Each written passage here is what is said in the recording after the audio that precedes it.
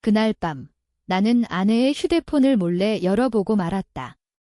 화면에 떠오른 메시지들은 내 가슴을 찔렀다. 오빠, 오늘 밤도 못 잊을 거야 라는 글과 함께 보낸 사진들. 나는 즉시 아내를 흔들어 깨워 그녀의 짐을 문 밖으로 던지며 소리쳤다. 나가, 이 더러운 년아. 내 인생에서 영원히 사라져. 그녀는 눈물을 흘리며 애원했지만 나는 문을 쾅 닫아버렸다. 그 순간 내 인생이 산산조각 나는 소리가 들리는 듯 했다. 하지만 그건 시작에 불과했다. 며칠 후 그 남자가 내 집 문 앞에 나타난 건 단순한 복수가 아니었다. 나는 서울의 평범한 아파트에서 살았다. 15년 결혼 생활, 2아이, 안정된 직장. 아내 지은은 항상 착하고 헌신적인 여자로 보였다. 하지만 그 메시지들은 모든 걸 뒤집었다. 그녀가 회사 동료와 바람을 피운 지 6개월째였다. 나는 분노로 떨며 이혼 서류를 준비했다. 아이들은 아직 몰랐다. 큰아들 민주는 고등학생, 딸 수미는 중학생. 아빠, 엄마 왜 안 와? 라는 질문에 나는 출장 갔어 라고 거짓말했다. 매일 밤, 빈 침대에서 그녀의 배신을 곱씹었다. 왜 나였을까? 내가 부족했나? 직장에서 늦게 오는 날이 많아서. 아니, 그건 변명일 뿐. 그녀는 선택한 거다. 다음 날 아침, 나는 회사로 출근했다. IT 회사에서 프로그래머로 일하는 나, 평소처럼 코드에 파묻혔다. 하지만 집중이 안 됐다. 동료들이 요즘 표정이 안 좋아라고 물었지만 나는 웃으며 넘겼다. 집에 돌아오니 문 앞에 꽃다발이 놓여 있었다. 미안해, 용서해줘 라는 카드. 지은이 보낸 거였다. 나는 그걸 짓밟아 버렸다. 그날 저녁 아이들을 데리고 피자를 먹으며 엄마 곧 올 거야 라고 말했다. 속으로는 이혼 후 양육권을 어떻게 할지 고민했다. 민주는 나를 닮아 조용했고 수미는 지은을 닮아 밝았다. 이 가정을 지키고 싶었지만 배신의 상처는 너무 컸다. 며칠이 지나 주말이었다. 나는 집을 청소하며 지은의 트레이시즈를 지웠다. 그녀의 옷, 화장품 모두 버렸다. 그때 초인종이 울렸다. 문을 열어보니 낯선 남자가 서 있었다. 30대 후반쯤, 잘생긴 얼굴에 세련된 옷차림. 안녕하세요. 김민호 씨 되십니까? 그는 조심스럽게 물었다. 나는 직감했다. 이 새끼가 그놈이구나. 누구세요? 라고 물었지만 내 목소리는 이미 날카로웠다. 그는 지은 씨와 관계가 있는 사람입니다. 이야기 좀 할 수 있을까요? 라고 말했다. 나는 문을 열어주며 속으로 이를 갈았다. 들어오라고 한 건 복수를 위해서였다. 하지만 그 대화는 내 예상을 완전히 벗어났다. 그는 소파에 앉아 커피를 거절했다. 저는 박준혁이라고 합니다. 지은 씨와 6개월째 만나고 있어요. 그는 솔직하게 말했다. 나는 주먹을 쥐었다. 왜 왔어? 사과하러. 아니면 나한테 맞으러. 내 목소리가 떨렸다. 그는 고개를 저었다. 아니요. 지은 씨가 임신했어요. 그리고 그 아이는 제 거예요. 그 말에 내 세상이 무너졌다. 임신. 지은과 나는 2년째 피임 중이었다. 마지막 관계는 언제였지? 계산해보니 맞아떨어졌다. 하지만 그는 계속했다. 그런데 지은 씨가 당신을 사랑한다고 해요. 이혼하지 말라고. 저는 그냥 사라질게요. 그의 눈에 눈물이 고였다. 이 새끼가 왜 울어? 나는 혼란스러웠다. 그날 밤 나는 잠을 이룰 수 없었다. 지은의 임신. 그 아이가 그놈의 거라니? 하지만 왜 그는 사라지겠다고 했을까? 다음 날 나는 지은에게 전화를 걸었다. 임신한 거 맞아. 그녀는 울며 미안해, 오빠. 하지만 아이는 내 거일 수도 있어, 뭐. 이제 와서 그런 소리를 해. 나는 화가 치밀었다. DNA 검사. 이혼. 모든 게 엉켜버렸다. 아이들에게 말할 수 없었다. 민준이 학교에서 싸움을 했다는 소식을 듣고 나는 더 힘들어졌다. 아빠, 엄마 어디 갔어? 진짜로 민준의 눈빛이 날카로웠다.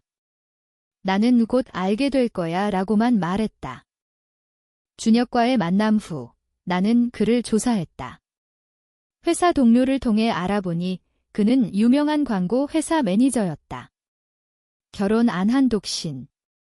왜 지은을 선택했을까? 나는 그를 다시 불렀다. 카페에서 만났다. 왜 사라지겠다는 거야? 그는 지은 씨가 행복해지길 바래요. 저는 그냥 실수였어요. 하지만 그의 표정은 달랐다. 슬픔. 후회. 나는 아이 키우고 싶어 라고 물었다. 그는 고개를 끄덕였다. 이 상황이 점점 복잡해졌다. 지은은 어디서 뭐 하고 있을까? 그녀의 친구 집에 있다는 소문이 들렸다. 나는 그녀를 만나기로 결심했다. 지은을 만난 건 그로부터 일주일 후였다. 그녀의 친구 집 앞에서 기다렸다. 그녀가 나오자 나는 제기 좀 해라고 말했다. 그녀는 피곤한 얼굴로 고개를 끄덕였다.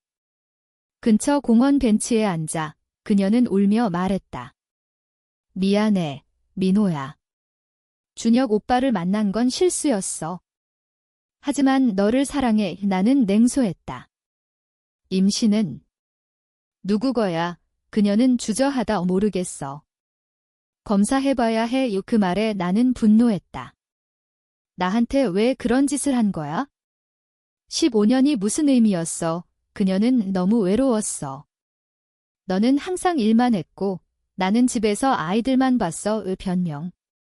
하지만 그 안에 진심이 느껴졌다. 집으로 돌아와 나는 아이들과 저녁을 먹었다. 수민이 아빠, 엄마 꿈 봤어 라고 하자 가슴이 아팠다. 민주는 조용히 밥만 먹었다. 그 애는 이미 눈치챘을 거다. 다음 날 준혁에게서 메시지가 왔다. 지은 씨 만나셨어요. 아이 때문에 걱정돼요. 이 새끼가 왜? 나는 그를 무시했다. 하지만 밤에 생각해보니 아이의 미래가 걸려 있었다. DNA 검사. 만약 내 아이면? 아니면 그의 거면? 나는 병원에 예약했다. 지은에게 말하니 그녀는 동의했다. 검사 날 우리는 어색하게 앉아 있었다. 준혁도 왔으면 했지만 그는 오지 않았다. 결과는 2주 후 나왔다. 나는 혼자 받았다. 아버지 확률 0%, 내 아이가 아니었다. 그 순간 눈물이 흘렀다. 15년의 결혼이 끝났다. 지은에게 전화해 기혼하자라고 말했다. 그녀는 울며 용서해줘라고 했지만 나는 끊었다. 아이들에게 말해야 했다. 저녁에 모아 앉혀 엄마와 아빠가 헤어질 거야 라고 했다. 민주는 왜? 라고 물었고 수미는 울었다. 나는 어른들의 사정지라고만 말했다. 그날 밤 민준이 내 방에 와 아빠, 엄마 바람 피웠어? 라고 물었다. 나는 놀라 고개를 끄덕였다. 그는 그 새끼 죽여버릴게 라고 소리쳤다. 나는 안아주며 마냐, 그럴 필요 없어 라고 달랬다. 준혁을 다시 만났다. 이번엔 그의 집 근처 카페. 아이 내 거야. 이제 어떻게 할 거야? 그는 키우고 싶어요. 하지만 지은 씨가 원하면 그의 눈에 결의가 보였다. 나는 지은은 나랑 이혼할 거야. 너랑 살든가 하지만 속으로는 복잡했다. 왜 이 새끼가 나쁜 놈처럼 안 느껴지지? 그는 죄송해요. 제가 잘못했어요 라고 말했다. 대화 중 그는 자신의 이야기를 털어놨다. 어린 시절 부모 이혼, 외로운 삶, 지은을 만난 건 우연. 하지만 사랑했다. 나는 공감했다. 나도 비슷한 어린 시절이었다. 아버지가 바람 피워 어머니를 버렸다. 아이러니했다. 이혼 절차가 시작됐다. 변호사 사무실에서 지은과 마주쳤다. 그녀는 배가 약간 불러 있었다. 민호야, 미안해, 나는 아이 잘 키워라고만 말했다. 양육권은 내가 가졌다. 지은은 아이를 낳고 준혁과 함께 할 것 같았다. 하지만 이상했다. 준혁이 자꾸 연락 왔다. 아이들 괜찮아요. 왜 신경 쓰지? 나는 무시했지만 어느 날 민준의 학교에서 싸움 소식이 왔다. 상대가 은원에 엄마 바람 피웠대라고 해서. 나는 학교로 달려갔다. 민준은 바빠, 미안지라고 울었다. 그날 준혁에게 전화했다. 너 때문에 내 아이들이 고통받아. 그와 만난 건 그날 저녁. 그는 사과하며 도울 방법 없을까요? 라고 했다. 나는 꺼져라고 소리쳤지만 그는 제가 아버지 없이 자랐어요. 민준 씨처럼 되지 않게 그 말에 나는 멈췄다. 나도 아버지 없이 컸다. 공감이 스멀스멀 피어났다. 너 같은 새끼가 왜? 하지만 그는 진심이었다. 대화가 길어졌다. 그는 지은과의 관계를 후회한다고 했다. 그냥 외로워서였어요. 나도 외로웠다. 결혼 생활이 무미건조했다. 어쩌면 나도 책임이 있었다. 이혼 서류에 사인한 날, 나는 자유로워졌다.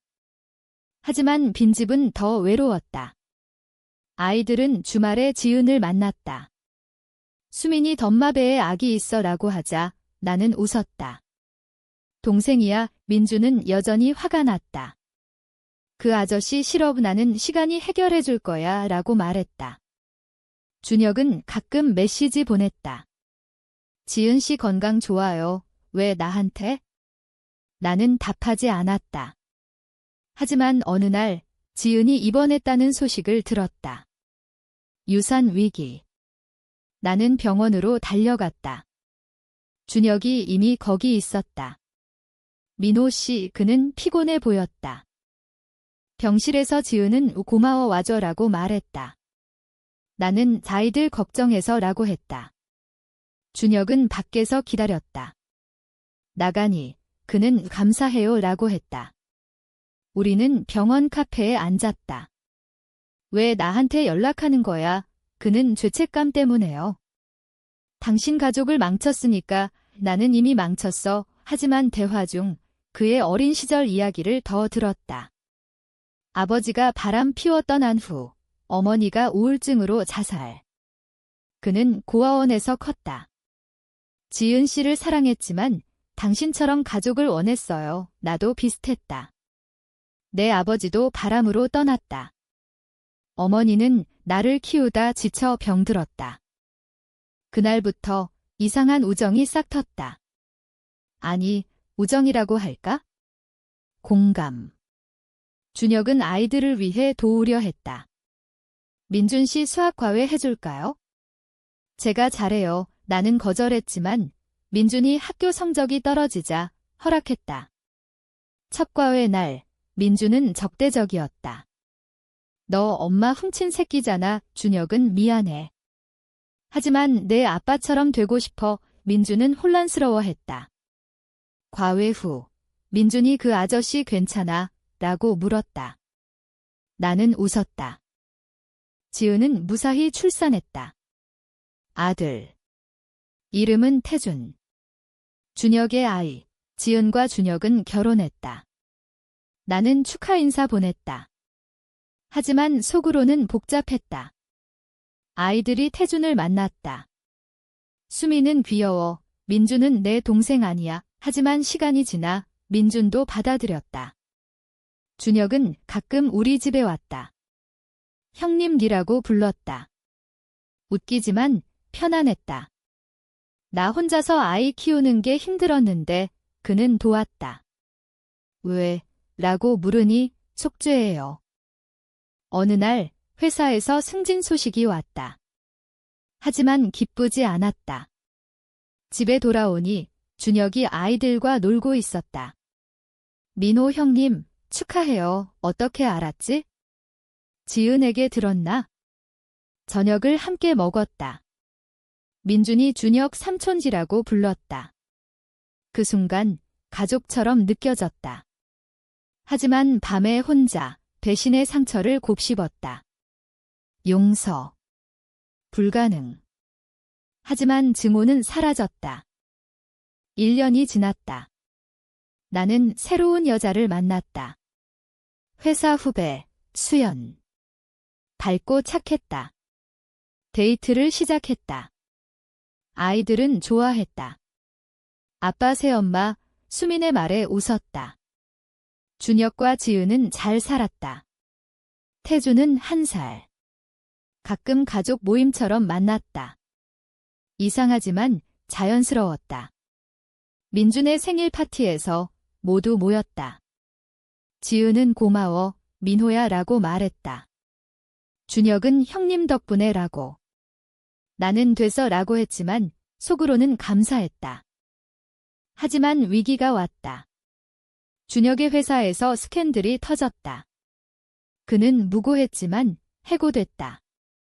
지은이 전화했다. 민호야, 도와줄 수 있어. 나는 왜 나한테, 하지만 아이들 생각에 내 회사에 소개했다. 준혁은 감격했다. 형님, 은혜 갚을게요. 그는 열심히 일했다. 동료가 됐다. 매일 보니 더 가까워졌다. 너처럼 되면 안 돼 라고 농담했다. 그는 웃었다. 민준이 대학 입시 준비 중 스트레스 받았다. 준혁이 상담해줬다. 나처럼 실수하지 마, 김민준은 삼촌 덕분에 라고 했다. 수미는 태준과 놀았다. 오빠처럼 될래 가족이 재구성됐다. 하지만 나의 상처는 여전했다. 수연에게 털어놨다. 과거가 무서워 그녀는 지나간 거야 라고 안아줬다. 어느 날 준혁이 사고를 당했다. 교통사고. 병원에서 지은은 울었다. 나는 아이들을 데리고 갔다. 준혁은 중퇴. 형님. 아이들 부탁해요. 그의 말에 눈물이 났다. 왜 나한테? 그는 회복했다. 하지만 그 사건 후 우리는 더 가까워졌다. 너 없으면 안 되라고 지은이 말했다. 나는 가족이니까 라고 답했다. 2년 후 수연과 결혼했다. 아이들은 기뻐했다. 준혁과 지은도 왔다. 축하해요. 형님 태준이 아저씨라고 불렀다. 파티 후 준혁과 술 마셨다. 그날 문 앞에 간 게 운명이었어. 그는 말했다. 나는 내 덕에 바뀌었어. 증오에서 용서로. 민주는 대학 합격했다. 삼촌 덕분 수미는 우리 가족 최고야. 하지만 또 위기. 지은의 암 진단. 유방암. 초기지만 충격. 준혁은 무너졌다. 나는 도왔다. 병원비, 아이들 돌보기. 왜? 준혁의 물음에 가족이니까 지은은 수술 성공. 회복 중. 그녀는 민호야. 내가 최고의 남편이었어 라고 말했다. 나는 지나갔어. 고조되는 드라마. 민준의 여자친구 문제. 그녀가 바람 피웠다. 민준은 상처받아 아빠처럼 될까 봐 무서워. 나는 아니야. 너는 강해. 준혁이 조언했다. 실수에서 배워 민준은 극복했다. 지금 5년이 지났다. 우리는 모두 함께 산다. 아니, 가까이. 준혁과 나는 친구이자 형제. 지은은 건강. 태주는 내 아이들처럼. 수연은 새 가족. 민주는 결혼, 수미는 대학. 태준의 생일 파티에서 모두 모였다. 그날의 대면이 모든 걸 바꿨다. 준혁이 말했다. 나는 웃었다. 복수 대신 용서를 선택한 게 다행이야. 상처는 치유됐다. 가족은 혈연이 아니었다. 사랑과 용서. 그게 의미였다. 바람난 아내, 나타난 상대.